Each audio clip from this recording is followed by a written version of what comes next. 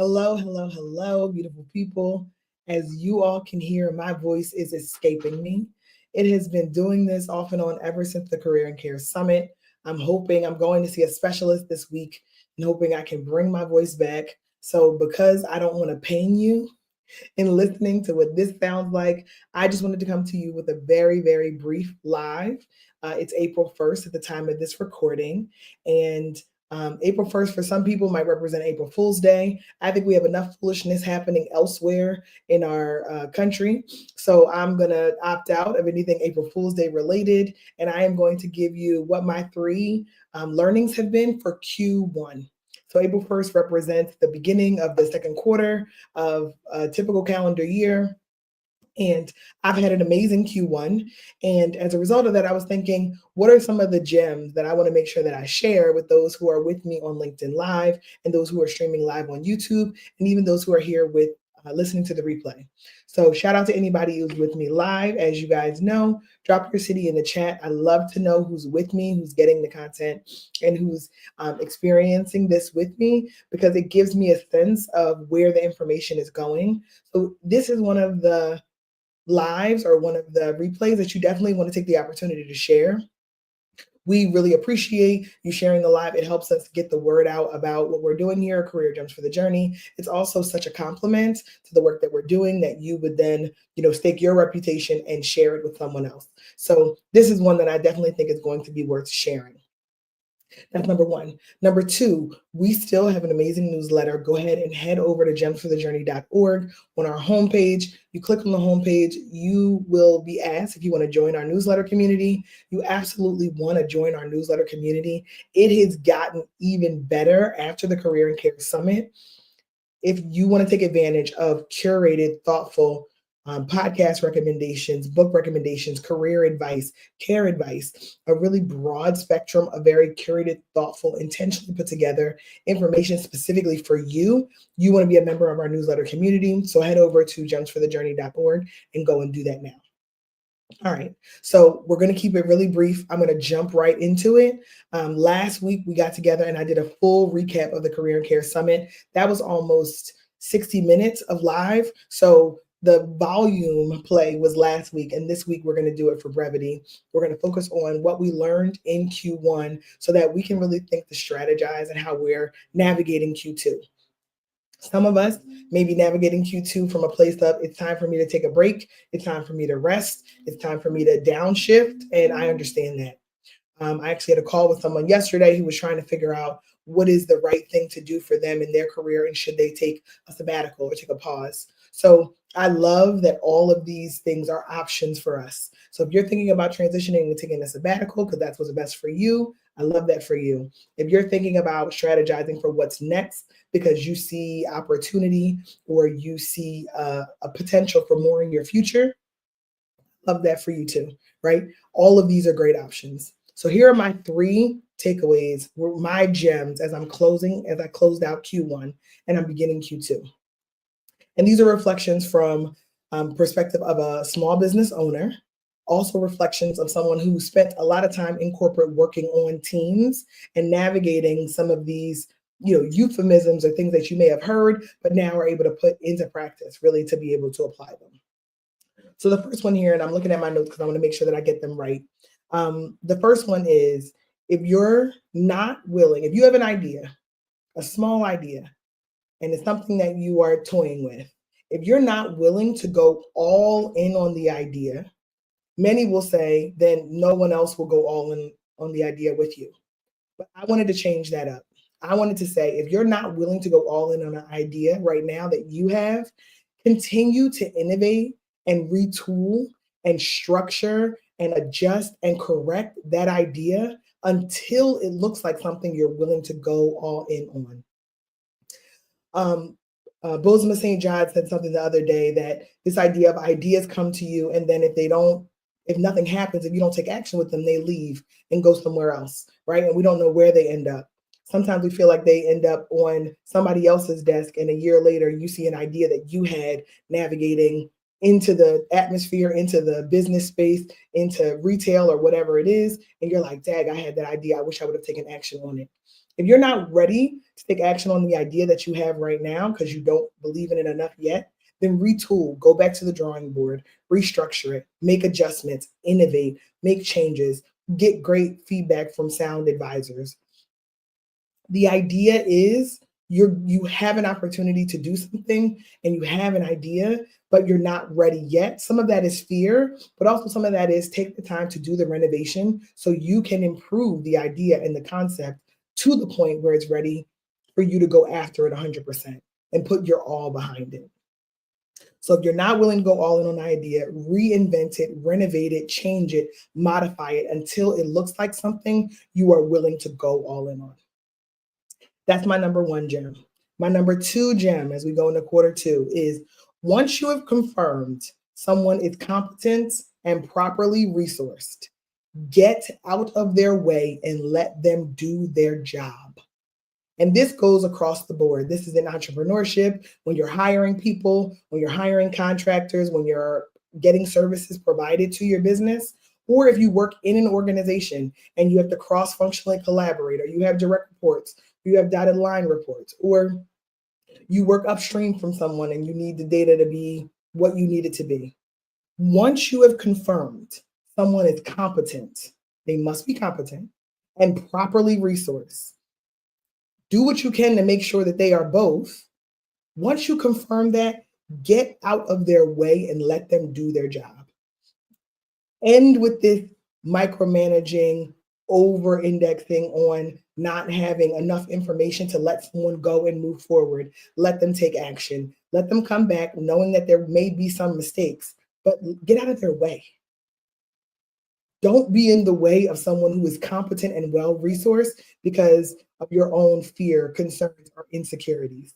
Oftentimes, that's when I find really competent people will separate themselves from you, from your style, from the style of work, even from what could be a good opportunity. You will send competent, capable people running if you do not get out of their way and let them do their job. That's my second gem. Once you have confirmed someone is competent and properly resourced, get out of the way and let them do their job. Stop playing with these people. Stop wasting their time. Let them do their job. And then the last one, this is the third and final one. I told you guys it was going to be brief today, so I don't have to subject you to more time under my voice.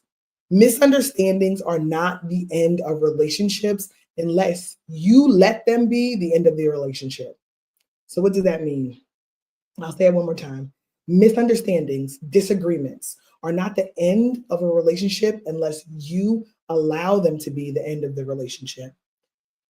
Conflicts, disagreements, change of plans, change of perceptions, all these things are healthy in a relationship under the clear guidance that there is existing mutual respect between both parties.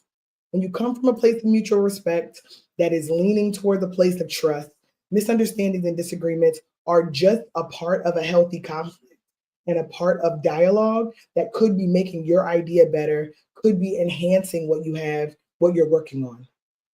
So I don't want us to get to a place where any misunderstanding, any disagreement, any conflict looks like we're going to run the other way and there's no chance to redeem that existing relationship. Or if the relationship is just starting, if we can come from a place of mutual respect and come from a place of genuine curiosity that doesn't carry this burden of judgment for the other person, then we can navigate conflict with the tools that we have, the healthy coping mechanisms and communication tools that we have, because the mutual respect is the foundation. Without mutual respect as a foundation, then the assumption of conflict being healthy is very risky. But I want us to give ourselves an opportunity to navigate conflict with people that we respect and people that we are leaning towards trusting, because every relationship is not going to be 100% agreement, complete copacetic. No one ever has a difference of opinion. So I want to really encourage us to think about misunderstandings and disagreements as opportunities to be able to build from, to build the relationship stronger, because conflict is natural as we evolve and as we grow as people. So that is my third gem. Misunderstandings are not the end of a relationship unless you allow the misunderstanding to be the end of the relationship.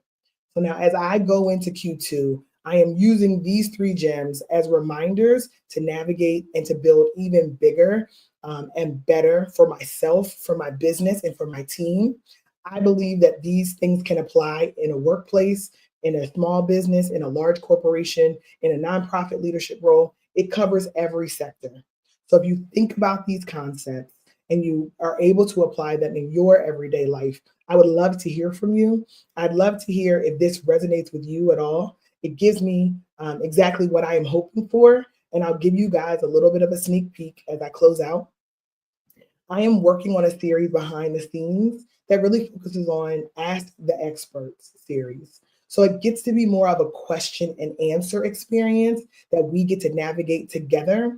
And that gives you a chance to be able to write in, ask questions that then I will be able to answer on live, or you can join me live, drop your questions in the comments, and I'll do my best to be able to answer them while we're together.